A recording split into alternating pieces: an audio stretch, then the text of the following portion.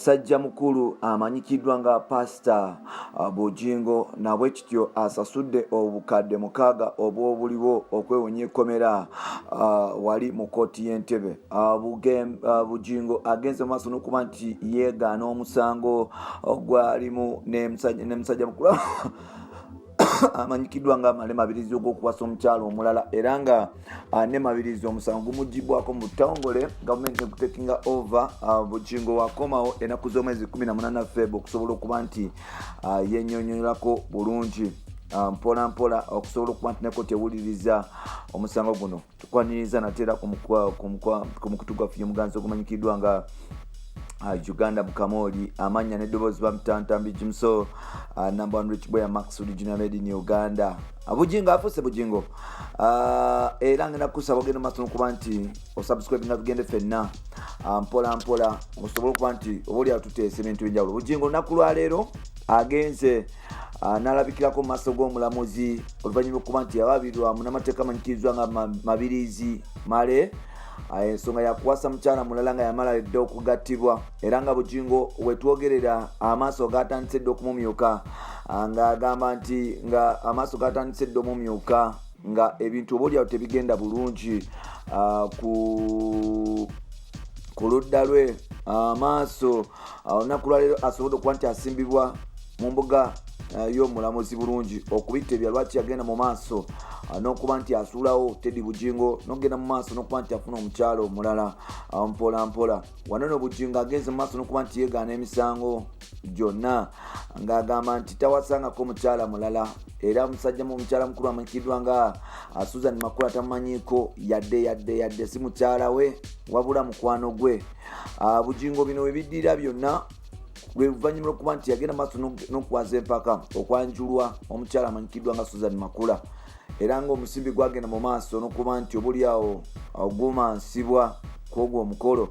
Omukyala amanyikiddwa nga Teddy Bugingo nga ne mukyala w'omukulu ebimu ku byasinga omuluma kwe kuba nti obuliawo byasinga okumuluma kwe kuba nti obuliawo omusajja ono yasuula obuvunanyizibwa bw'ewaka n'omwana bwe yagenda mu maaso n'okuba nti atikkirwa. Bugingo yagana okuga nti steppinga oba okulinnyayo ku matikkira g'omwana yagenda mu maaso n'okuba nti amuvuma n'okukola ebintu ebyenjawulo. Bugingo agamba nti yamala emyaka 7 nga talaba kubeererwa mukyala we oluvannyuma lw'okuba nti yafuna ekikulukuto nga naye tamanyi gye kiva. So n'olwekyo yali ayagala sex satisfaction okusobola okuba nti agifuna kwe kusalawo okuba nti amusuulawo era yagamba nti omukyala ono yali mukyalakyala yali mukazikazi yali mukyala ddala yensonga lwaki yasobola okuba nti atambulamu. Wanono abantu bagamba nti boliawo Bugingo bye yakola tebyali na makulu yadde era nga bagamba nti kyeyakola kikyamu okugenda mu maaso n'okuba nti ayogera ku nsonga za mukyala we ez'omu kisenge ez'omu buliri. Olunaku lwa leero Bugingo asobodde okuba nti asimbibwa mu maaso g'omulamuzi okwongera okubitebya. Avudde n'agamba nti omukyala oyo alina ekikyamu agenda mu maaso n'okuba nti obaolyawo amusibako amatu g'embuzi ye ne Makula tewali kiriwo yadde era nga obaolyawo ebyo byonna biboogera bya bulimba. Kooti egenze mu maaso n'okuba nti obaolyawo egamba Bugingo akwatibwe aggalirwe. Wano no bannamateeka be basobodde okuba nti beewozaako n'okudifendinga pastor mu ngeri ey'enjawulo. Bagambye nti pastor alina n'endiga z'okusumba ate alina obulwadde obulala obugenda maaso n'okuba nti mutambulirako obutamukkiriza kuba nti obaolyawo abeera mu kkomera. Kino nno bagasseko nti pastor obaolyawo yali badde nga asobola okuba nti awoza ng'aviira wabweru era nga kooti esobodde okuba nti ewuliriza defense ye. Kooti nno omusango badde olunaku lwalina mu kkooti y'Entebbe basobodde okuba nti bawuliriza defense oba okwewozaako kwa pastor ono ng'ayita mu bannamateeka be era ne basaba okweyimirirwa omukulu ono. Okweyimirirwa kubadde kwa bukadde 6 ez'obuliwo era basobodde okuba nti ateebwa okusobola okuba nti agenda maaso n'okuba nti akola emirimu gye emirala n'okwejjanjaba nga bwagambye nti bwali mulwadde. Kino nno Bugingo avudde n'agamba nti tajja kutiisibwatisibwa kooti z'amateeka. Omukyala tamwagala omukyala yamuta, omukyala amufukidde ekizimba oba ejjute mu kagundi ako nga bebakyogera. Ebyo Bugingo Bugingo agamba nti omukyala ono ayagala kubba bya bugagga by'ekimuluma, kubba bya bugagga bw'ayagala kubba radio TV ne church, ensonga lwaki amulemeddeko. Era ng'omusango guno ne munnamateeka amanyikiddwa nga Mabirizi Male basobodde okuba nti Male Mabirizi basobodde okuba nti bagumuggyako, era nga gavumenti eguyingiddemu mu bitambo egenda maaso n'okuba nti eyokyakajjojjo w'ebibuuzo. Yes, Bugingo bapulidde ba gavumenti bagenda maaso n'okuba nti bawabira Bugingo. So n'olwekyo it is Uganda versus Bugingo.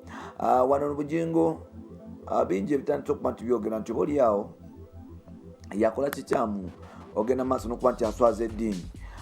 Ebinono n'ebirala tujja kusigala nga tuli kutuusaako mpola mpola. Lwaki yaswaza eddiini? Si yasoose okuba nti akola ekintu bwe kiti. Waliwo ne Bishop Mulamba yagenda maaso n'okuba nti akwatibwa, Bishop Ntagali ng'agenda maaso n'okuba nti ataganjula ebintu by'omukazi omufumbo, era nga mwalaba ebyagenda mu maaso. Wabula ono ekyawukanyako Bishop Ntagali nti yagenda maaso n'okuba nti yeenenya okwetonda n'okuba nti oba oliawo asonyiyibwa abantu nanyini mukyala, era nga ekisonyiwo kye kyawulirwa nagenda maaso n'okuba nti akola emirimu gye. Bugingo yagaana okuba nti yeetonda ng'agamba talina musango gwonna. Omukyala yamala emyaka 7 tamuwaako, nga oba oliawo naye sexual feelings zigenda maaso n'okuba nti zimuluma. Kwe kusalawo okufuna mukyala namba 2. Susan Makula agamba nti Teddy ne wanakola atya, omusajja yamufuna, yamulunda, yamwagala, ate unakosa byampaka. Bugingo basobodde okuba nti baddayo ewaka ne Teddy, era nga oba oli amusango ojja kuddamu kukulira ennaku z'omwezi 18. Olutalo lukyali lw'amaanyi, tujja sigala nga tukutuusaako bino nabiri ebyenjawulo.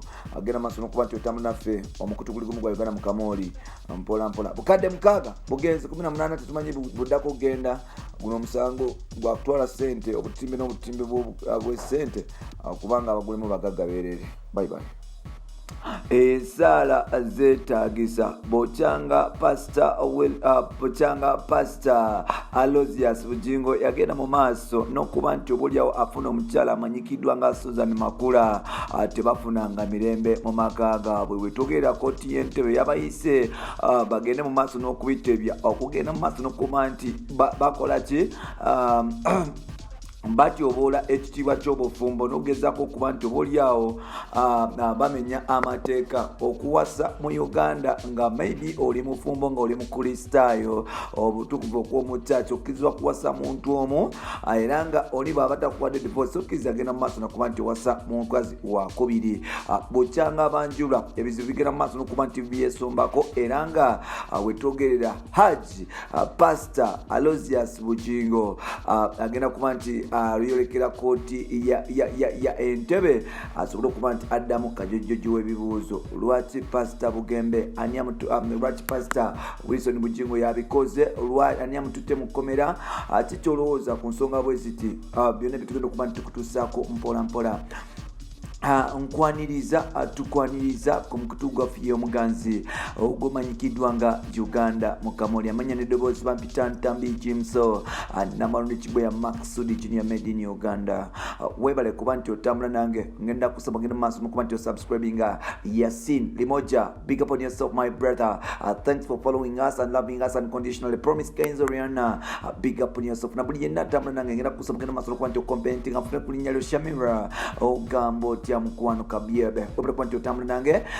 Yes, katuve wano tugende ku kyatulese kyanaku nnyo nti Pastor Alozias Bugingo yasobola obutawuliriza mukyala wamanyikiddwa nga Teddy Bugingo bye yamugamba.